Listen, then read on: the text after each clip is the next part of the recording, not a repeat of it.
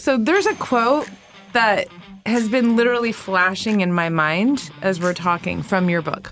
And the quote is, "Mastery is not comparative." Mastery is not comparative.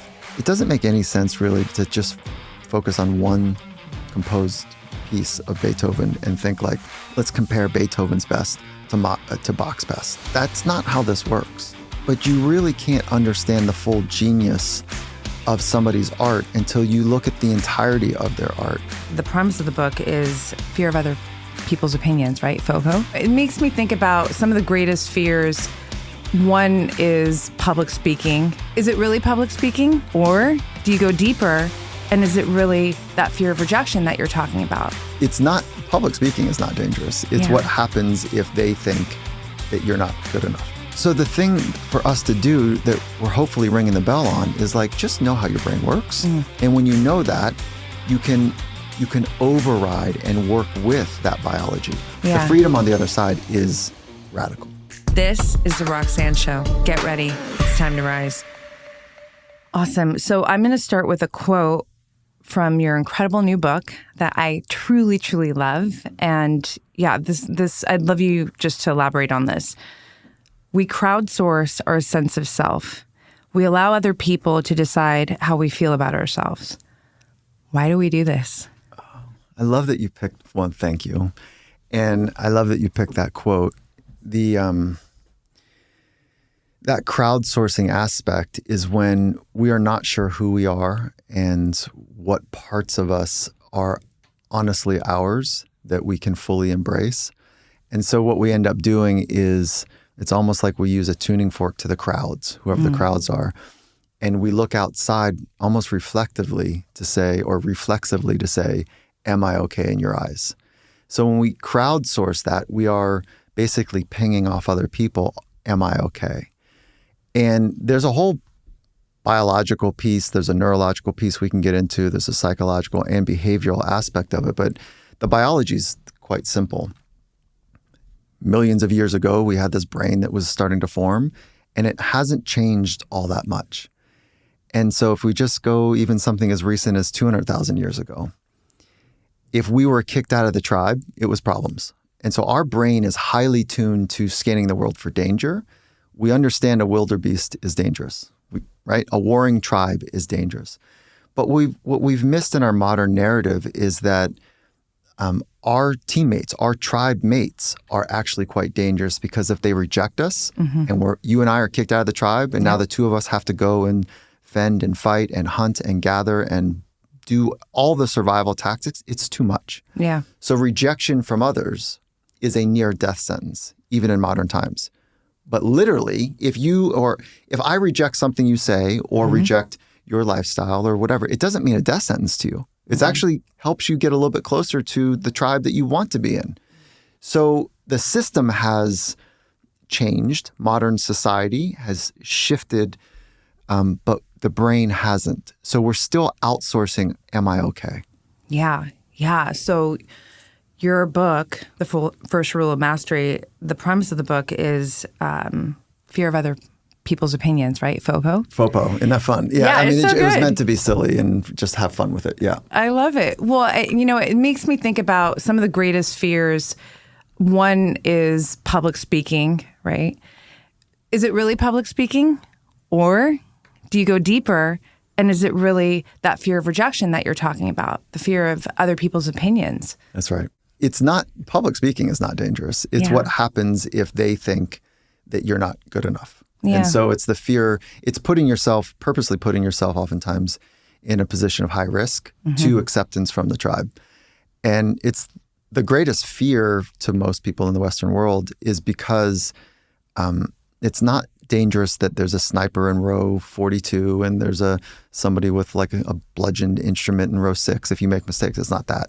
It's what's behind their eyeballs. And so we know it because 200,000 years ago, that thing was taking place in our brains, a scan for danger. They are dangerous if they reject us. Yeah. And so the thing for us to do that we're hopefully ringing the bell on is like, just know how your brain works. And when you know that, you can override and work with that biology. Yeah. And the freedom on the other side, I mean, I I have a sense of freedom, but I still think there's more for me to go. Yeah. The freedom on the other side is radical. And it's wonderful. And for most of my life, I was constricted by playing a second game by looking outside of myself to see if I was okay. So those words that you started with was literally the noose that was wrapped around my whole body for most of my life. Wow. Yeah. Well, I mean, as a writer, reading those, the message is so powerful, but then also just from the writer's perspective, I'm like, wow, we crowdsource our sense of self. Yeah. It's so good. Yeah, thank you. Yeah, you let's talk about your background a little bit, because I really appreciate so much of what I've learned about your background. How, and there's so much, we have a lot in common, surfing, and how that was a big piece to really bring you to where you are today, right? To discover your love for psychology and then put you on this path that you're living your dharma, I believe, for sure. Thank you. Yeah. Yeah, surfing was really important. It was where I learned most about the human experience. And, I didn't fit in traditional sport. There was adults yelling at kids with man-made rules. And I was like, I just never fit in that world. As a kid, I didn't want to be yelled at. And this wasn't just a sample of one coach. It was like I look around, it's these adults yelling at kids. And again, everything was man-made, and that felt contrived and it felt inorganic. And I didn't want to be part of that system. So I don't know. It was a handful for my family when I was younger, but. Wait, can I ask you a question? Was it was that feeling almost like a rebellion? Like, don't yell at me. Like 100%. That. Like, yes. No. Yeah. Love it. Yeah, I knew you would. Okay. Yeah. No, that was it. I was like, I don't get what this thing here is. And so I wanted to be in environments that were honest. And so if you get over your skis or you get over, a pitch on a wave, so I grew up in action sports, which I know you understand, like Mother Nature is pretty inconsistent, very swift. And you don't always pay for the mistakes, but you can. Yep. And it's just so honest. So it requires you to have a tuning fork with yourself first. And if you put yourself in a heavy consequential situation, you don't have no business being there. You find out quickly.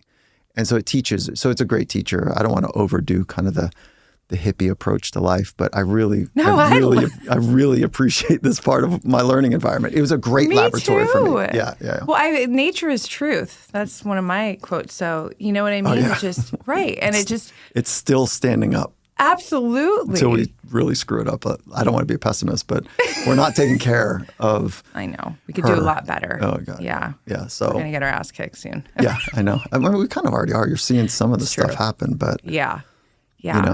So one of the things that I think is central for my approach to life is relationships. Yes. So relationship with self first, others, Mother Nature, experience in and of itself, and machines. And it's a little bit of a pebble in the pond approach. And to me, that's what the spiritual life is. But you're first and foremost, if you don't have a relationship with yourself, it's really almost nearly impossible to have a relationship with anything else. Yes. And most of us are so terrified by the invisible world of psychology and emotion and feelings, and that we don't investigate who we really are. Yeah. So we end up getting whipped around. And I'm speaking from my experience. I got whipped around for most of my life about all of the external standards and expectations and pressures. And I had no idea who I was and who I wanted to become more often. So there was no chance I could be in a healthy relationship with anyone else. Yeah. So I just became really selfish is kind of how that started. Was it really that you didn't know, or is it just wasn't revealed to you yet because it was covered with all of, the external? That's a really good question. At some level, I guess, I am that. There's a part of me that is the same person at 3 and 13 and 23 and 33. That through line has always been there. Yeah. But being able to be with it is different. Totally. And to actually put words and know what it is. At 3, it's a feeling. At 13, it's like, what is that? At 23, you kind of know, but there's another pull. Yeah. The social kind of being fit in or whatever that at least for me was part of it. I'm almost 53. And so at 53, I'm like, oh, fuck, it's way easier like this. But it's only because age is not one of the rites of passage to know yourself. Wisdom does not correlate well with age. It correlates highly with internal investigation. And that comes from 3 ways: meditation, mindfulness, journaling.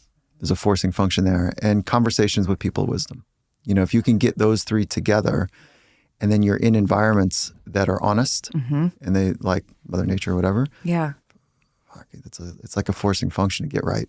So good. And what I hear is, and really value, is that maybe you weren't cognizant of it when you were younger, but you valued authenticity. You valued autonomy. I feel authenticity and autonomy, personal autonomy, go hand in hand, right? Yeah, they can. Yeah, for they sure. They can? Yeah. Tell me more. Well, like I get a little hazy. I did an audiobook, and it was technically, it's not a book, but I don't know it's called an Audible original, And the subtitle of it, Coach Carroll from the Seattle Seahawks and we did it together. And the subtitle, so the title was Compete to Create. And it was basically work your ass off to create a living masterpiece. Compete to create. And the subtitle was an approach to living and leading authentically. And I cringe a bit with the word authenticity. Okay. And it's in the subtext or subtitle of that Audible original. And the reason I struggle with it, what does that mean? Oh. And so it's what it means to me, what it means to you, and it can be very, very different. Right. And I mean, just as a banter, what does that mean to you, the word authenticity?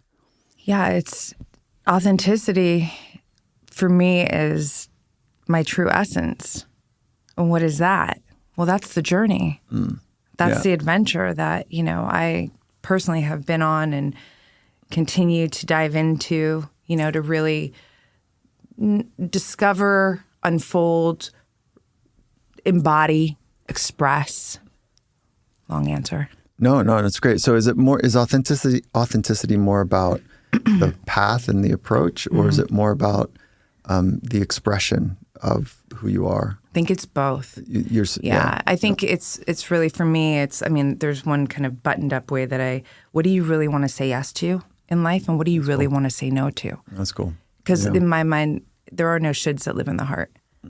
Yeah. And so it's like, it's a sharp yes or no. But that's really difficult for people to, feel into for a lot of reasons, but also, B, then execute from, right? Because you don't trust yourself. Oh, yeah. Talk about that. The trust piece. Yeah. Yeah, there's a place where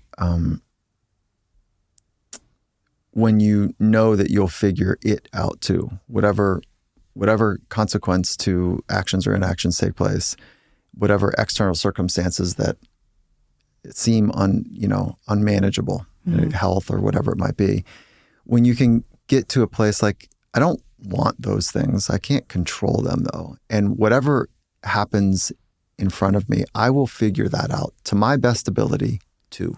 Yeah. And that is essentially, to me, what self-trust is about. And the only way you can earn self-trust that I've come to understand is you have to do really hard things and understand what you've learned from those really hard things. And I think that one of the most powerful things we can say to ourselves is, I can do hard things. Yeah. And so that there's a rite of passage, again, I'll use that phrase, to being an adult, to know, which is that passes through self-trust. Yep. Where you say, I can be afraid, I'm unsure, I can hesitate, but I also have a deep knowing that I can figure things out. So I can do hard things. So yeah, no, I love that, because I was going to ask you, do you feel or think your experience, all the above, does self-confidence come before self-trust? So it's almost the precursor to self-trust, and I feel like you kind of just landed on that. So let's just operationalize them. Self-confidence is state specific. Okay. So it is transient. It's fleeting. It changes from moment to moment and environment to environment. And so self-confidence, and most people when they hear that go, whoa, I'm pretty confident in general. Okay, cool. So we'll go underneath the surface and talk about it. But by definition, self-confidence is state specific. Yep. And there's this calculus that's happening, and it's this idea of like you are taking an internal inventory of your capabilities matched up against the perceived external challenge.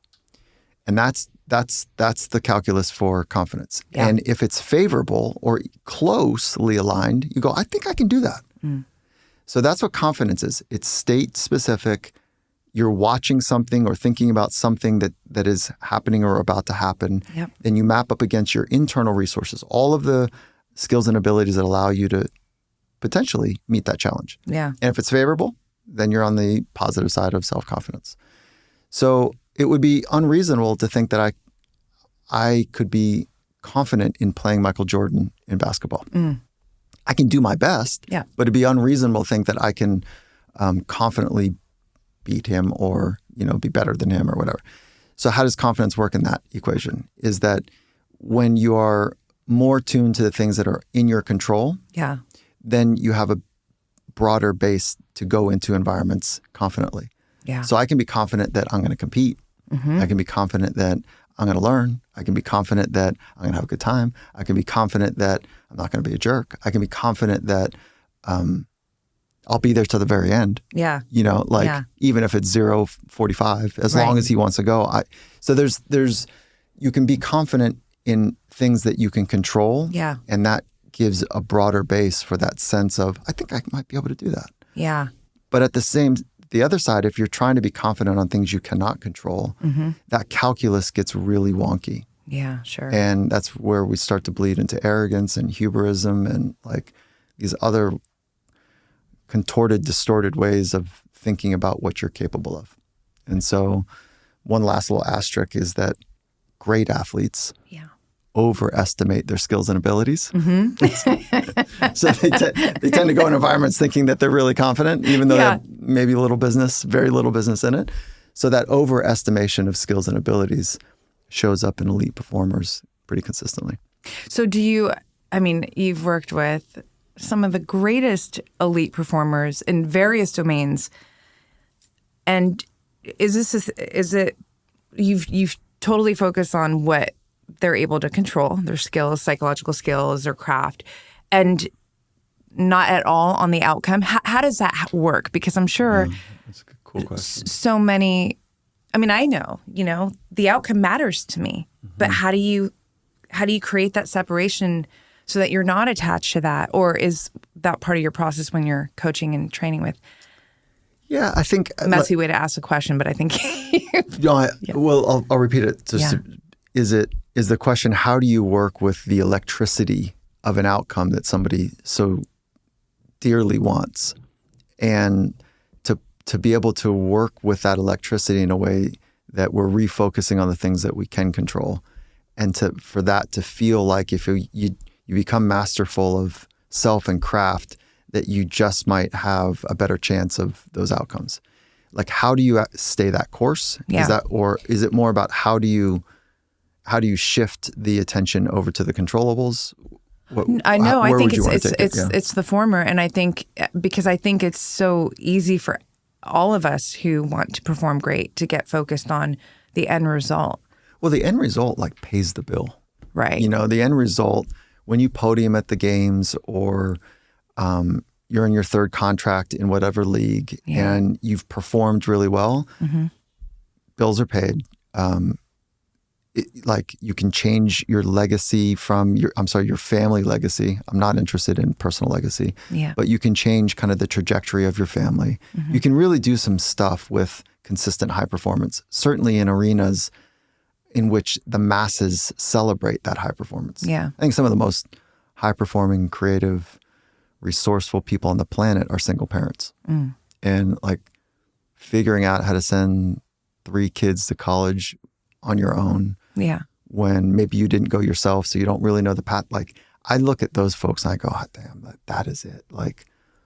But we don't celebrate them the same way we celebrate somebody who can do something special with their body or, a marker on canvas, right? It's very, very different. Right. So the idea, though, is that the outcomes are so electric.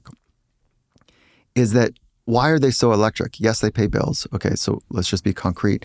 But we've been conditioned from a very young age in a culture that is obsessed with performance. Yeah. Certainly in the United States, but most of the Western world is obsessed with performance. So then it makes perfect sense to fit in that culture well that you would develop, and I would develop, a performance-based identity. So if the culture is obsessed about anything, then it would make sense that the identity would be closely aligned to fit into that obsessed culture. So many of us have a performance-based identity. And what does that mean? That means my identity is intact when I am doing something better than you. Yeah. So it's so crazy, right? Because performance it's a relative, like relative to my performance yesterday. That's not how we do it. Yeah.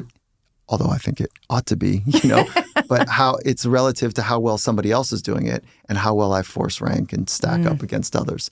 So that's where performance-based identity becomes really confusing, is that we trade our sense of self for how well we're doing something to the approval of others. Yes. As opposed to, let's go back to your original question, I want to fall in love with what it feels like to unlock, to learn, to add a new dimension or contour to the thing that I'm so interested in, basketball or conversations in my case, or whatever.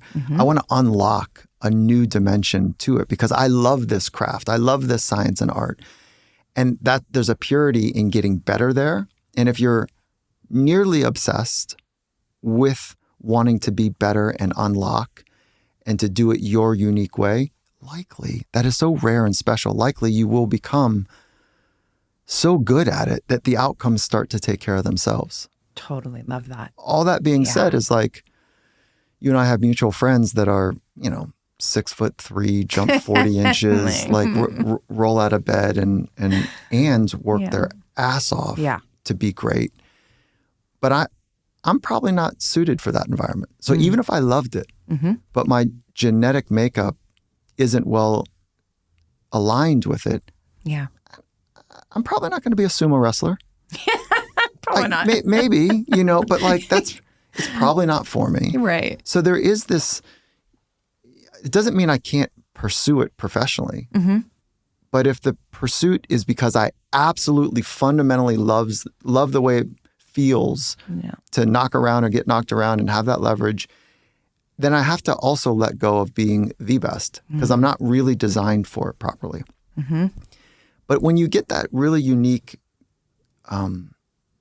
collision of physical, physiological, mental capabilities that fit with the environment to say, keep going, look at that, keep going. You might be the best in the world, but more importantly, what you can control is being your very best. Yeah. And the difference between those two aims in life are miles apart. Being your best, approaching being your best versus approaching being the best. Yeah. And I've got a 15-year-old son, and the question almost every day is, was that your best work? Not, I don't care how his teammates or his classmates are doing. Yeah. Is that your best work? And he goes, I don't know, Dad. I go, well, that's our approach together. How are we going to figure out if that's your very best? And so like that would be the tension. Is this my best work? Yeah. I don't know. And so just having that dialogue and so good. Yeah, is I think, and I say it in a way that he feels exasperated by my questioning, but sometimes he does, but more so it's super supportive. Well, it's cool because it's almost like you keep him really curious to what is the best. And that, I think best. to what is his best. And that curiosity piece, I mean, you want to talk about curiosity? Yeah. Because I love that subject and I love how you talk about curiosity in the book. Okay, before we go to curiosity, like Sure. I just want to acknowledge that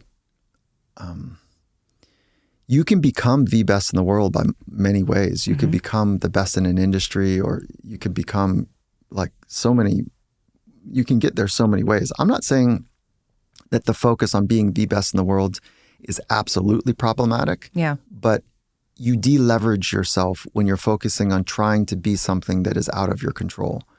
And I'm not a fan of being personally or helping somebody that I'm working with be deleveraged. We want to maximize leverage. Right. So that's the difference between mastery and the path of mastery versus the path of high performance, or the path of mastery versus the path of excellence. And so there's so many people in our worlds that we know together that are fundamentally committed to being the best in the world. The cost is high. Yeah.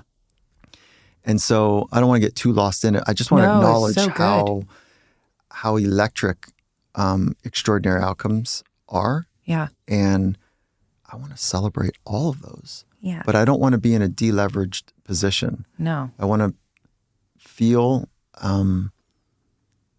this goes back to autonomy and agency, and there's some technical words here. I want to feel powerful in my own self. And when I am leaving so much up to chance, if you and I are competing at something, makeup, let's say. A past life of yours, right? Yeah. Right. Oh, are you laughing at me now? No. Yeah, that's very good. I'm like the visual. The visual. Yeah, right. That if I'm trying to be my best, I can be okay doing something next to you. But if I'm trying to be better than you, I'm completely deleveraged. You're miles ahead of where I am, where I'll ever be with it. Yeah. It's a silly game when you really think about it. But the reason we're so desperate to be on a podium is so we get recognized. And I'll tell you a story. This sounds... Yes. So early days in the UFC, I was working with a fighter that was in a championship fight. And center of the ring, belt around his waist, and his hand went up. He won. And he said, Mike, for a few moments, I had this incredible silence. Like, it was awesome. Like, I've never felt that. It was really great. But by the time my hand came down, I immediately thought, I gotta fucking keep doing this, because my dad and my relationship with my dad is built around this thing. And if I stop, I think that relationship stops. So I fucking hate this. I hate it. I'm the best in the world, and I hate why I do it. I don't like any of this. So, and I could give you stories on stories about the podium national anthem happening where people come off and they say, I'm still fucking miserable. Like, I'm here, and I thought I'd be different. This is backstage at the Olympics with a medal around their neck, tears, and the world thinks that the tears are like of relief and celebration and all the sacrifices and like how wonderful this is and like how meaningful. And they're backstage going, I traded everything for this and I'm fucking miserable. And so that's not the case for everybody. No, but I can say, I mean, I'm thinking about people in my own life. I grew up around so many, world-class athletes, and there's one person in particular who I think about, where a lot of how she received love was when she was winning. And she kept winning and winning and winning. And so there was just, that was a thought that came to my mind was her and her journey. And then when she, when she retired as one of the greatest professional surfers, there's, that kind of comes back to you as, that validation, internal versus external validation. I mean, that's a big subject and one that I love speaking about, because I think more people are groomed to rely on the external to know who they are, feel worthy. Yeah, that's right. Yeah. We're saying the exact same thing. Yeah. Yep. And so when you're up higher on a podium and there's a spotlight on you, that moment can be like, I'm okay. Yeah. But it's fleeting, and it doesn't mean you don't get paid. It doesn't mean there's not all these other benefits. Yeah. But the path is costly. The washout. Like I think if parents knew what I knew about how many, like the downside of pursuing being the best, they would not be pushing their kids. They would absolutely not, because it's a real dark side that our society is not wanting or willing to go to. And we celebrate the best in the world as if they are special. Yeah. But we're missing all the casualties and emotional gravestones for so many that didn't even have really a chance. But the risk is that in a performance-obsessed world, we develop a performance-based identity. And then at a young age, if we're good at something, we fuse our identity with that thing that we're doing. Yeah. So then every time we go to the batter's box of whatever art or sport, our entire identity is at stake. Yeah. And that's why hearts pound. That's why cotton mouth, shaking, breathing changes, is because it's not like this wonderful, exciting moment to go do something. It's like, shit, I got to get this thing right. People are counting on me and I don't want to look stupid and I don't want to da-da-da-da. And their entire identity is at stake. Yeah. That's why 87% that leave the league within 2 years, whatever the league is, are broke, divorced, drunk, a disaster in their life. Wow. Because their entire identity is now having to be rebuilt. Right. So after 30 years of being the most dangerous phrase, I'm an athlete, I'm an artist, it no longer exists. Right. And so this is where if you can do something different than performance-based identity and have a purpose-based identity, like, what are you about? Not what you do, but what are you about? Yeah. What are you trying to solve? I love that. What are you doing in service of something that's bigger than you? Mother Teresa, if she was here, you know what we'd be talking about? What? Can you two help me? That's what can you help me? Like, there's like 300 million people that don't have running water. Like, can you help in some way? Yeah. There's X number of million people that like are suffering from skin diseases and poor health. Like, do you have any money that you'd like to put towards that? Or would you like to come on some missions with me and hold people that are dying? Okay, I'm being super dramatic. But like she was on a mission. Her purpose was so clear that it was bigger than her and she was in service of it. And I think any of the greats, anyone that comes to your mind, I'm curious who that is, but any of the greats that have stood up over time, they were likely in service of something bigger than them. The ones that fall short are the ones that were in service of their ego, their identity. Yeah. And they fade away. Queen, this is your call to greatness. If you are ready, and I mean truly ready, to shift anything in your outer experience, your outer reality, your finances, your health, your relationship, anything career related, anything spiritual, any shift that you want to make that has to do with your reality has to first start with shifting who you are, your self-identity. My Future Self digital course is your supportive blueprint that helps you achieve this. The inner shapes the outer. So when you get crystal clear on your core beliefs, your core values, your core desires, your high, hard goals, when you learn how to rewrite parts of your past that maybe don't feel so great and instead leverage those experiences to be fuel for you to expand and to grow, this is how you start to change the game behind the game of life, which all starts and ends with you. I've designed this course from my heart, soul, and experience to be a femininely fierce experience for you to uncover and connect with your most authentic self. And as a Future Self student, you get 3 months free membership access to Queendom. This is where we really get to connect. Queendom is such a rad, sacred, empowered space where every month you get a live Q&A call with me so we can connect and troubleshoot any area of your life that you would like, or just get some encouragement from me as well as the other queens in the community. This is a really sacred space, and I will see you in Queendom.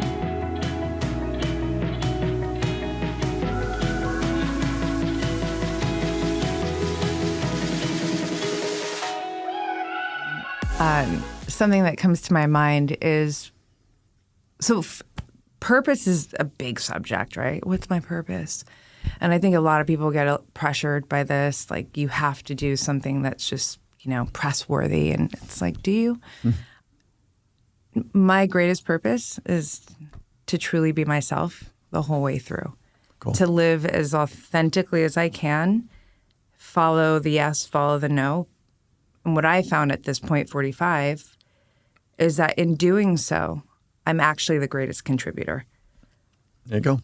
Because So that's where you go from like self to others, like from big S on self to small S in service, right? So like, I'm sorry, I said that wrong. Small S in self, big S in service. So when you know who you are, you can really be in service, and it's authentic and it's real. Yeah.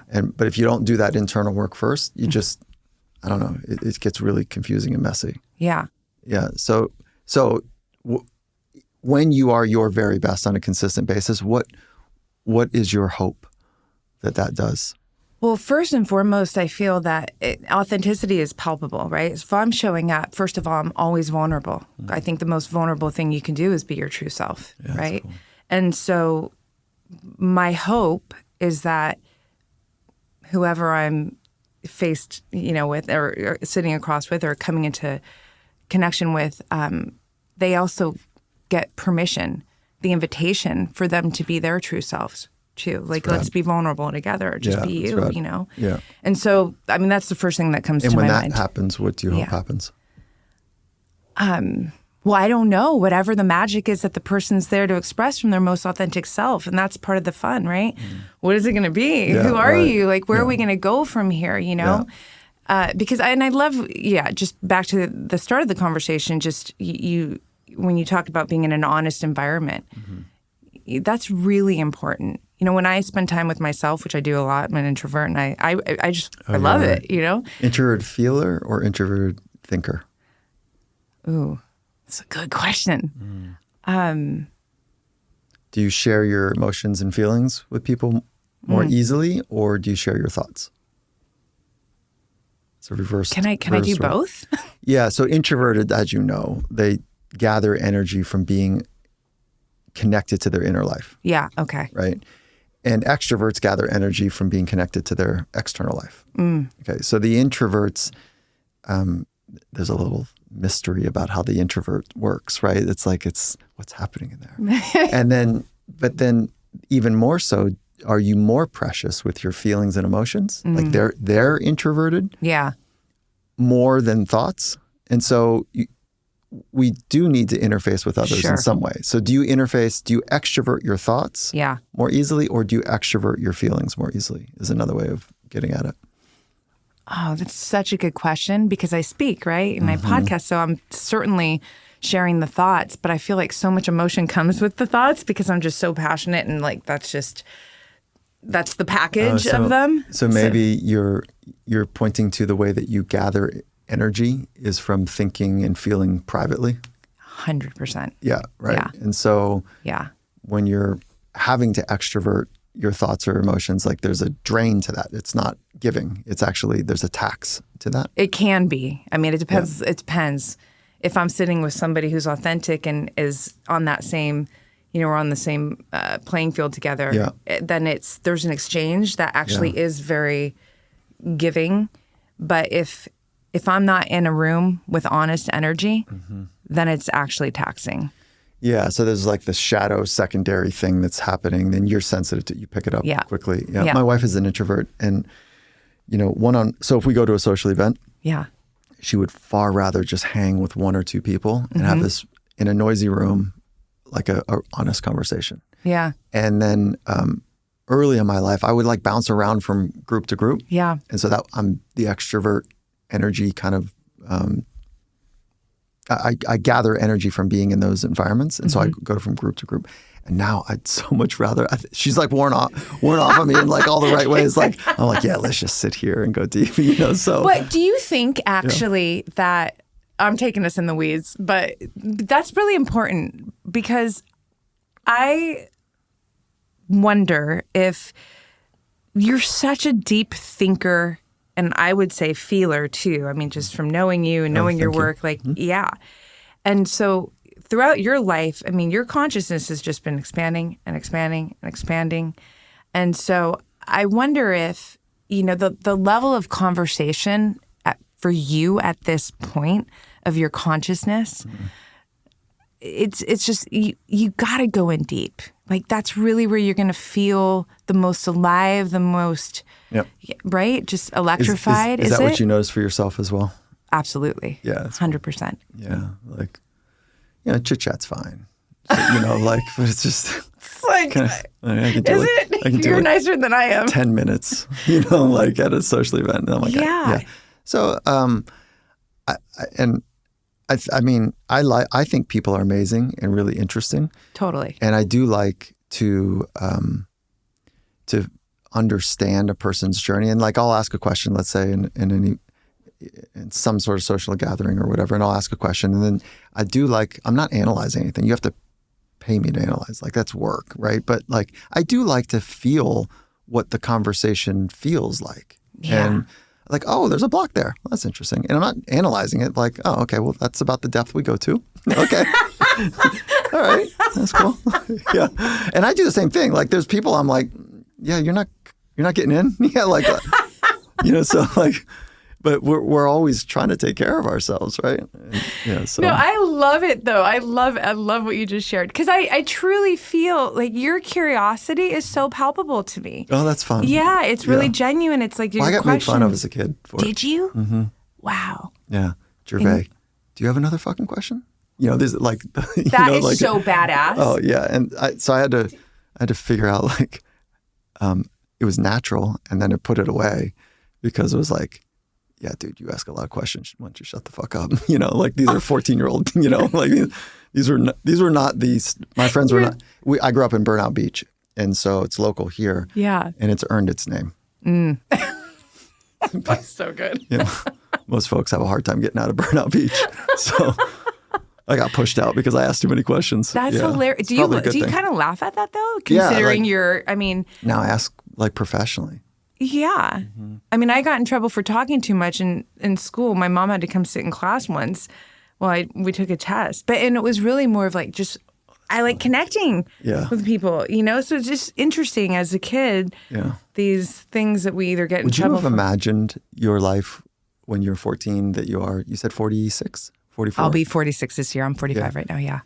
Do you, did you have an idea of what 45 was going to look like? Not at all. Yeah. I remember sophomore year, they came to high school. I went to Redondo. Oh, you did? I did. I did not know that. Yeah. Oh. Grew up here, dude. And they come to class and they're like, so what do you want to be? And there were these index cards, like back then, like the job, like the career. And I was like, lifeguard? I surf. That's a good job. I moved to Kauai when I was 18. I was like, I was like, it was all, had no idea. Yeah. What I did really well, and I feel, this is a question, and also just sharing a feeling about you, is that the similarity of like, I've just always listened to me and allowed that to guide me. Go this way, move to New York, don't know anybody. Sure, I gotta be here. Okay, you know what I mean? So I just kept, I was always very goal driven. But I wouldn't say there was just one thing that I thought I was going to do or be, with the exception of when I was really young, I was a competitive runner, and I just wanted to be like FloJo. Oh, you did? Yeah. She was so badass. Makeup. Yeah, I know. The whole thing. Yeah. Is that where makeup came from for you? No. No, I think it's just, it was, so I've always been creative, painting, writing. Ultimately, it was, I loved how I could make a woman feel better about herself through a little this or that, right? Just like with the makeup. And, and then I would discover that, oh, this is you could do this. This is like an actual career. Oh, that's cool. Yeah. And, and it was gnarly. I started at the very bottom and climbed to the top 1%. And left at the top 1%. Oh, you did, yeah. Which is so interesting because you think about like performance-based identity, and there's actually a lot of things in your book. I truly love your book. There were a lot of aspects. Like when I started the podcast, I'm jumping around really quick, but when I started the podcast, I was still doing makeup, and I remember thinking and feeling, oh shit, now I'm going to be sharing this. Everyone knows me as this. Yeah, right. And it's like. But I didn't, I had the feelings of like, oh shit, here we go. But they did not override but I love this and I'm going in and we're going to just fucking put this out there and let it go wherever it's going to go. So yeah, that was.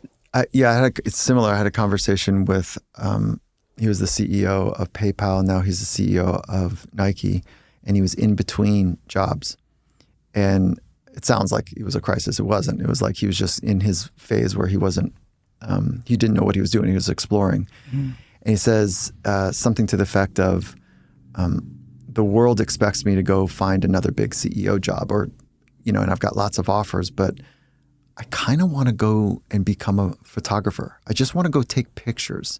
but he's got these golden handcuffs, if you will, about what the world expects. Yeah. And he was really in a beautiful phase where he's like, and I'm just listening to me right now, which is like, it was just an emblem for like how important that is. Even if you've got a big job and it's something you've always wanted, to keep listening to yourself. Like Cat Stevens is one of my favorite artists, and I listen to my words and they fall far below.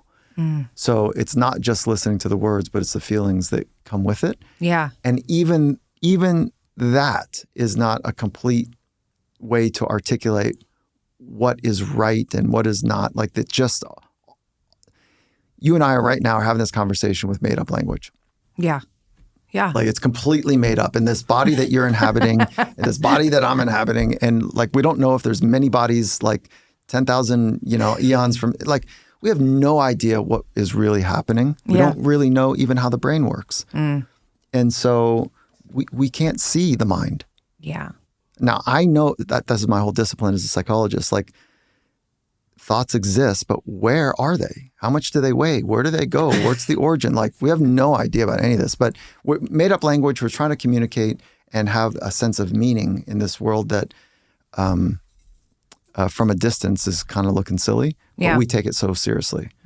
And so long way of saying, listening to that part within you that words fall far below. Yeah. And being connected to that part is a real skill. And do you feel that that's what you've done? Because I feel just from knowing, your journey, I feel like that's what you've done. Yeah, I mean that. I was forced into it. Were you? Oh yeah, I probably ran like my parents. They're both alive. I love them, and so I don't want to embarrass anyone. But like, dad was an alcoholic addict. Mom was codependent. So I grew up not knowing what the truth was. Oh. So it's messy when you are a child of an addict. It's a messy environment. And then you've got another parent that's loving and kind and making it seem like it's all okay. So I grew up just kind of working on the surface and like knowing that there's another part of me. And I remember I did share this part in the book where I was young. It was like 12 or 13. I said to my mom, she goes, "How are you?" Like she finally checked in. No, not really. She was always checking in, but like, "How are you?" And I go, "I feel empty." Yeah. Like I just feel really empty. Like there's a hollowness. And looking back, I know why. It wasn't depression. It was just like we would go to spiritual practice. It was Catholic church at the time for me. And but I was missing the truth. I didn't have any grasp of it. And so fast forward, I was just kind of bouncing around selfishly, doing my thing. And 7 years into my marriage, my wife says, "Listen, you're a good man, but you got to get out. I'm done." Like, what? Like, what? Like, hold on. Let's figure this out. She goes, "You said that before." I go, no. Like, come on. And I'm not trying to take advantage of anybody, but that part of my life was very, very selfish. Yeah. I was in the library. I was studying the sports psychology thing. I was getting my degree. I was obsessed with it. And I crowded out all the space for another person to live their best life. And so it wasn't until that point, and I moved out, and I know the research. Moving out, separation is the first step to like an 87% chance. I said that number earlier, but I think it's the same number. Divorce. Of divorce. Wow. And so I was like, fuck. And so a month later, I was like, "Hey, come on, let's go to work." And she goes, "I'm done." She goes, "I love you so much, but I need to back me. Like I've lost me." I said, "1 session." So we show up to our first session in therapy, and this wise woman's on the other side of the table. I'm Italian by roots. She's full Latina and Cuban and El Salvadorian. And the therapist stopped us at about like 20 minutes in and says, she goes, okay. This is about as bad as it gets. I was like, oh God. Oh my God. So she goes, "All right, listen, I got one question for you guys. Two questions." She says, "Mike, do you know you need to work on yourself?" I was like, "Yeah, apparently," right? Like, yes. And then she looks to my wife and says, do you know you need to work on yourself? And my wife's like, yeah, of course. And so then she looks to both of us and says, who do you want to do the work with? Somebody else or with each other? And so good. I was as naked as I've ever been. I was like, this is the question. Yeah. And I couldn't take up any space because I knew what I wanted, but you can't convince anybody for anything. And, well, for the short term, maybe you can. But, and so my heart was like in the bottom of my stomach and I'm just waiting for the answer. And I look over, I didn't want to make eye contact. I was too afraid. I look over and her eyes are just full and welling and she doesn't even look at me. She knows I'm staring. She looks right at the wise woman and she says, I don't want to do this work with anyone else, but I don't trust he'll do the work. Oh, damn. So that started like this really deep commitment to say, what am I doing? Like really, what am I doing? Because I was unhealthily obsessed with being the best. And so this is when the earlier part of our conversation, like it served me well to get me into a deep understanding of this complicated science. Mm-hmm. But shit, like the cost was unbelievable. And so the amount of work we did to put it back on rails was way more than any research I did in the library. And so it took years. We're 27 years in now. That's amazing. Yeah, that's we're 27 badass. years. Yeah, Congrats. so that's a big deal. Yeah. Yeah, so the work that it doesn't stop. Yeah. And there's times when it feels like it's less intense than other times, but did that process, did it up-level you with your work with others? Oh, yeah. No, I don't think I knew really. I knew all the research. Yeah. But I don't think I knew what the hell I was doing at all. Like at all. And everything you need to know is already inside you. Yeah, I believe that. And when you have an environment that is forcing it to be true, in this case, it was this wise woman and another wise woman, my wife, these two women were saying, bullshit. Like, really? Is that, okay, this is what I hear you saying, but those aren't your actions. Like, yeah. Mike, why don't you keep working on yourself a little bit more? Was the message. It's so good. Yeah. So good. Okay, so there's a quote that has been literally flashing in my mind as we're talking from your book. And the quote is, mastery is not comparative. Mm-hmm. It's so good. Oh, you like that? Yeah. I love it. Can you elaborate? Yeah, I think that if you think about let's just use canvas artists for a minute. Mm-hmm. Well, we talk about Beethoven in the book, so let's just use Beethoven for a moment. Beethoven had FOPO. Beethoven had this radical fear of people's opinions, so much so that he created this narrative about himself that he was aloof and he was terrified of what people would think if they actually saw like this thing that was happening for him, which was he was losing his hearing. And so mastery is not comparative, is that it doesn't make any sense really to just focus on one composed piece of Beethoven and think like, let's compare Beethoven's best to Bach's best, or to, I don't know, Eminem's best. Mm-hmm. Like that's not how this works. But you really can't understand the full genius of somebody's art until you look at the entirety of their art and understand it. But then who would you possibly compare that to? Because even though there's a contemporary of theirs that lived in a similar time, they didn't have the same life experiences. Yeah. So you end up, you are an N of one. Yes. And I'm an N of one. And that's a scientific term for like a number. There's only one person in this experiment. Mm-hmm. So you're running your own experiment and you have every faculty and ability to be on the path of mastery.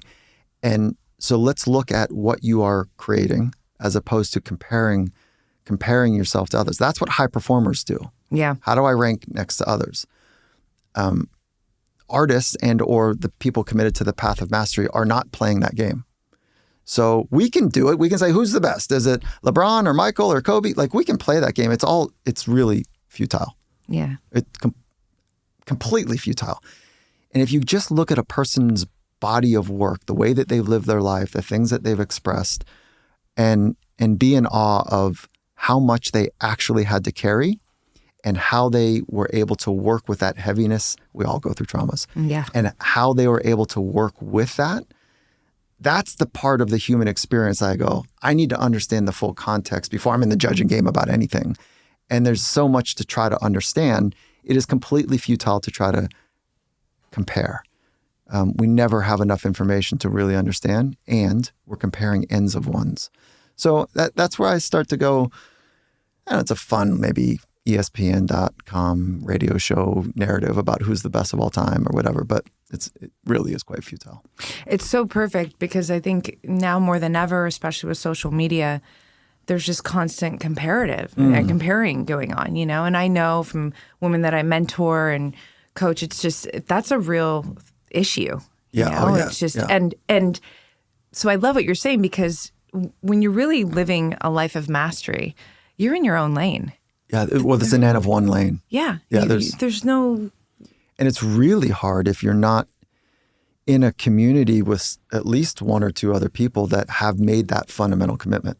Like, Sure.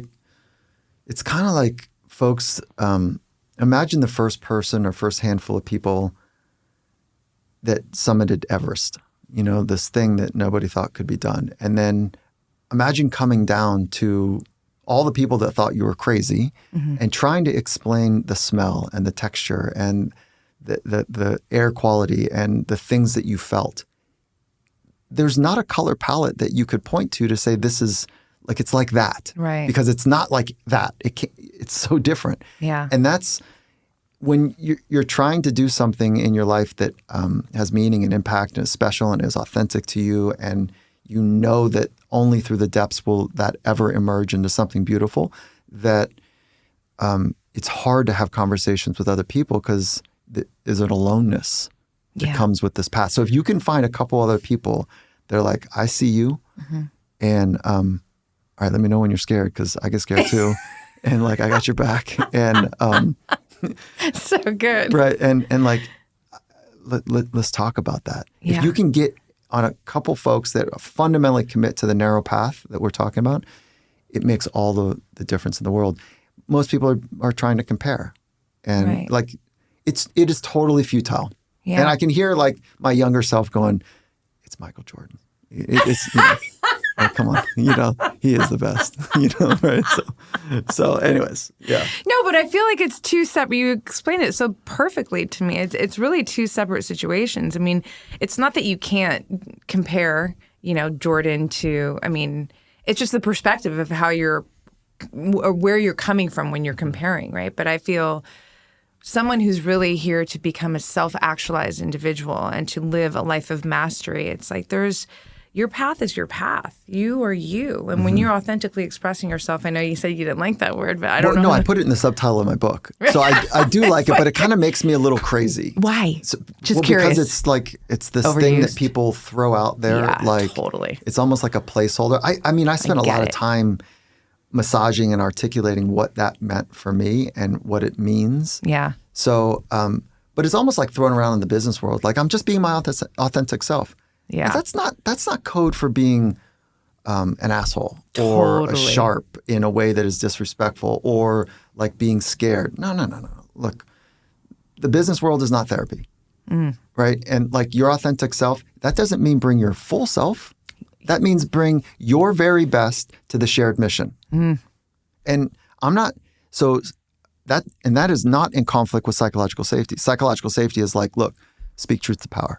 Say it like it is. And when you say it like it is, you're not going to get fired for it. We're going to actually love you for it because we need that. That's psychological safety. Yeah. But this idea that like you can be all of you in the work environment, that is not how this works. Yeah, totally. Yeah, there's parts of you, there's parts of you like that actually get in the way of the mission. Sure. And parts of me too. Yeah. That doesn't mean I'm not bringing the fullness of me to it, but I'm not bringing all the baggage that you have to deal with that is pulling us away from our purpose or mission. Right. But I do need to bring the best of me forward to be a great teammate to you. So there's so many more questions that I have. I'm so grateful for this time with you. Truly, this is a conversation that I literally manifested because when I started my podcast 6 years ago, you were a target. You like right out the gate thinking about who are the people that you'd like to speak with, and you were one. And so it took 6 years. It took 6 Come years. on. Yeah. Perfect timing, though. Great time. Truly. And my Thank hope you. is that we can continue conversing. Oh yeah, let's go part 2. Yeah, there's more questions. To. Let's go part 2 There's anytime. so many questions. Yeah. A final question that I'd like to ask to end this incredible conversation with you is, what did writing this book teach you about yourself? This is your first book, right? Yes. Outside of the Audible original, which they technically say is not a book, first but it's physical book. It's hard, Yes. bound. Yeah. First, thank you for the kindness in the way that you just shared that. Compliment is the way I took it. So thank you for that. And I too have enjoyed the conversation. Yeah. So thank you. Yeah. What did it mean, or what did I learn? What did you learn about yourself? What did I learn about myself?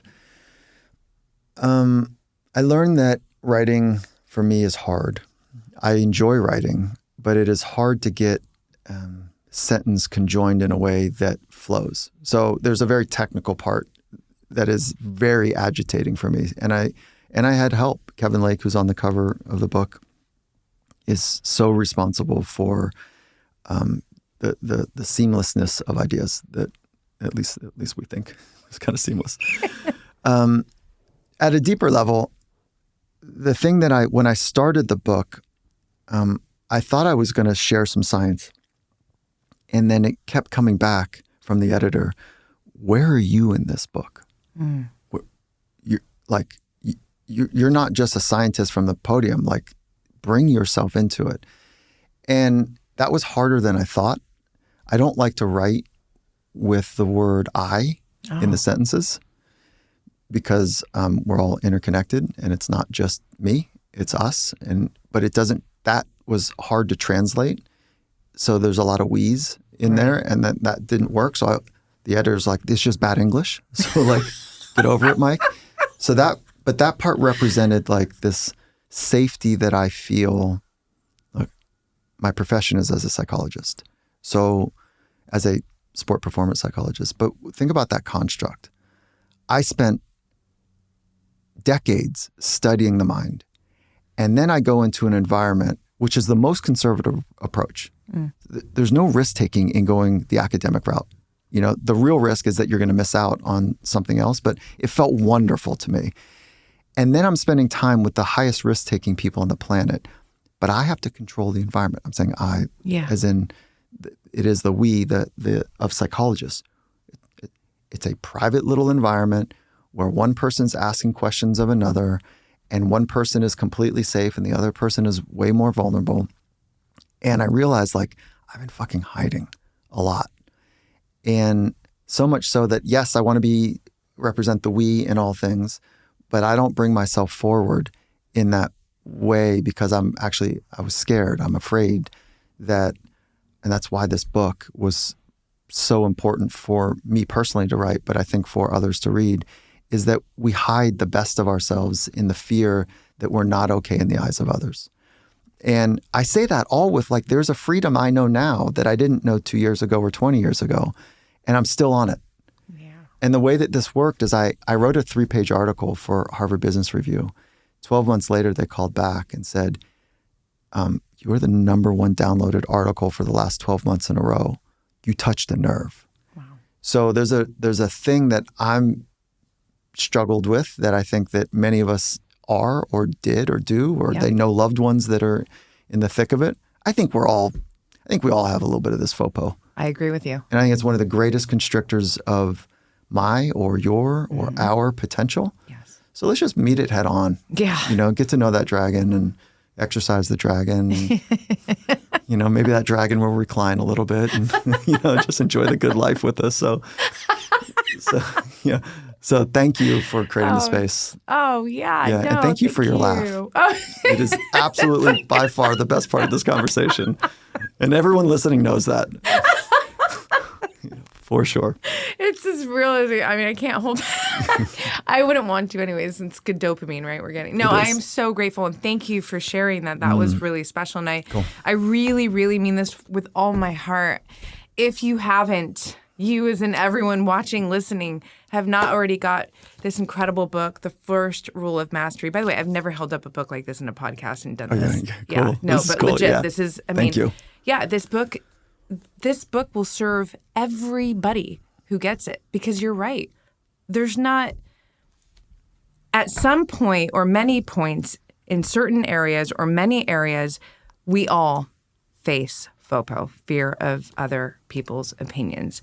So this book to me is like a handbook to help you get through that. Thank you. Yeah. So thank you. Where does everybody tune into you? Your incredible podcast. Okay. Yeah. Instagram? Finding Mastery podcast is a fun place. Like, good. yeah, we love it. Yeah. Thank you. And then if you want to see if you have FOPO, like go get the book anywhere. Like that's awesome. It sends a signal like, hey, maybe this guy should write another one. So like, if that's cool, we appreciate that. And if you want to just kind of dip your toe in, we built a fun little assessment to see if you have FOPO. Cool. And so you can find that on our website, which is findingmastery.com. Perfect. And there's a link in there that you can find. And then social media, all the handles are at Michael Gervais, Gervais. All in the show notes. All in the show notes. Boom. Thank you. Can't wait for you. part 2. Yeah, thank you. Yeah, thank you. Thanks so much for listening, you guys. Please like, subscribe, and share. And don't forget to leave us a 5-star rating and review.